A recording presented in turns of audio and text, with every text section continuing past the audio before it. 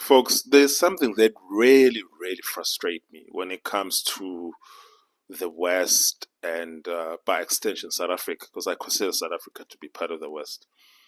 When it comes to manufacturing policies, industrial policies, and just the attitude towards manufacturing in the West and in South Africa.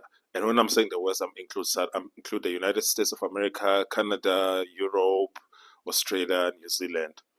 There is a certain level, this is before Donald Trump, that a certain level of helplessness and malaise that exists in the West and in South Africa when it comes to building thriving and competitive manufacturing industries.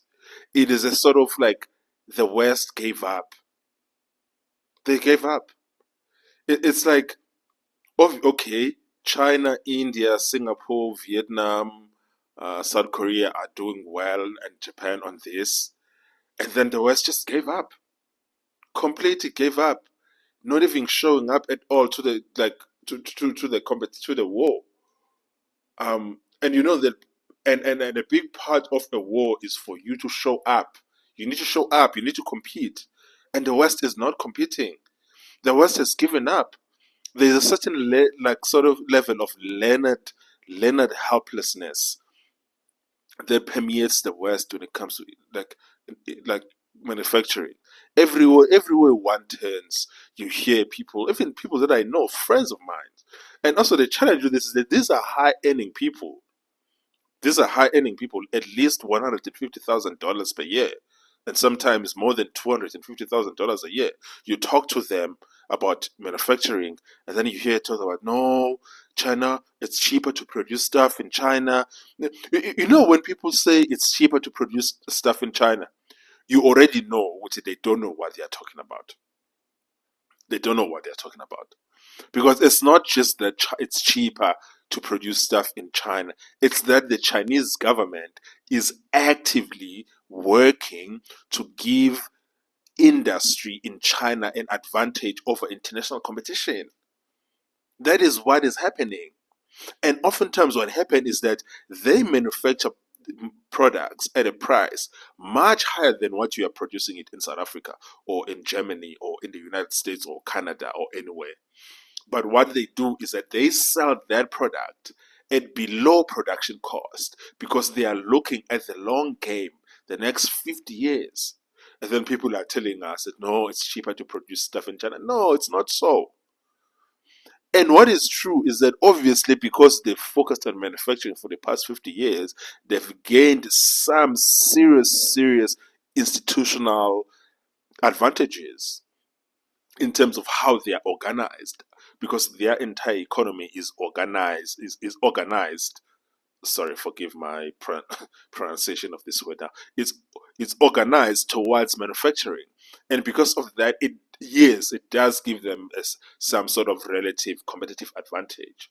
But even with that, it's not the only thing that makes them outcompete you.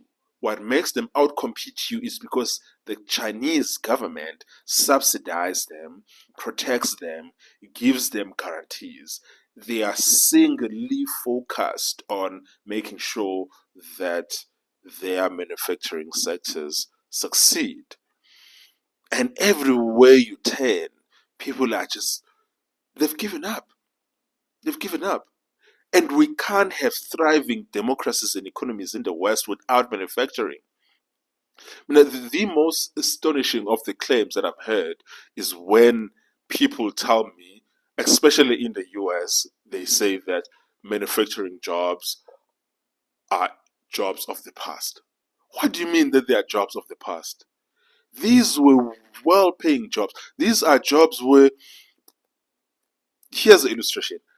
If you have a manufacturing job or a factory job, you can get paid maybe $75,000.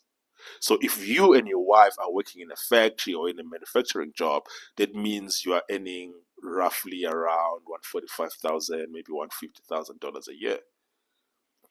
If the household income in the United States of America were $140,000 to $150,000 a year, the United States of America will be doing very, very well.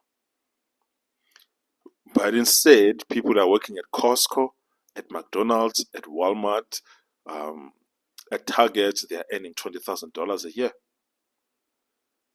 So you're telling me that Target, Costco, Walmart, McDonald's, Cheesecake Factory, those are the jobs of the future.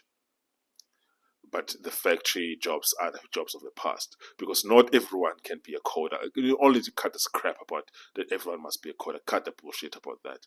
I'm talking about the fact that, because these are people who are educated, who are telling us that these manufacturing jobs are jobs of the past. These are engineers, like chartered accountants, lawyers, all kinds of skilled workers who are earning middle, let's just say $200,000 a year to $500,000 a year. They have high paying jobs, and they are telling Americans, or they are telling South Africans, that manufacturing jobs are the jobs of the past. Are you out of your mind? If these jobs are really jobs of the past, why are these jobs making the Chinese very rich? India, Vietnam, Singapore, South Korea, Japan. Why? Why? I really don't get this. Because right up until Donald Trump said it ends here, we need manufacturing jobs to come back, everyone believed that no, manufacturing is something of the past. No more manufacturing. They allowed Detroit to die and become a ghost city. It is incredible. Manufacturing made America great. Manufacturing made South Africa great. And manufacturing has made China and India and the rest of Asia great. You can't have a great country without manufacturing. I'm sorry. There is no greatness without manufacturing.